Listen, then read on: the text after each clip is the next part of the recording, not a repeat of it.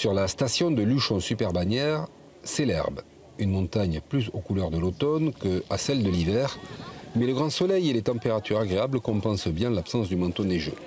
VTT et randonneurs profitent du paysage et seul le jardin d'enfants dispose de quelques mètres carrés de blanc.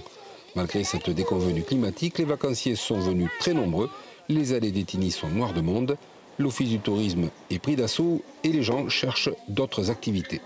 Donc là, vous avez la liste de tous les sentiers balisés avec les numéros que vous retrouvez à chaque fois sur le sentier. D'accord.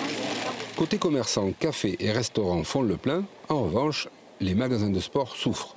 Sur les ventes, on doit être à moins 30 et sur la location, moins 90%. Là, c'est vraiment que des passionnés qui viennent. Ouais.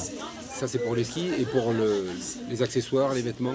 Pour les vêtements, on vend un petit peu de tout, mais ça va aussi bien de la chaussure de randonnée d'été à quelques après-ski, mais évidemment beaucoup moins que lorsqu'il y a de la neige à Luchon, et quelques sous-vêtements, mais assez peu. Voilà.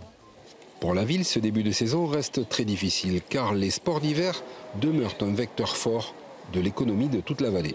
Le produit ski, donc, il est à zéro, même s'il y a beaucoup de monde qui vient, puisque Luchon est quand même une destination familiale et sportive sur cette période de Noël et des fêtes.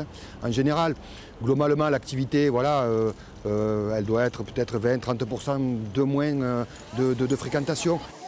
Et la semaine à venir s'annonce encore très ensoleillée et sèche. Les sentiers de randonnée ne sont pas près de désemplir.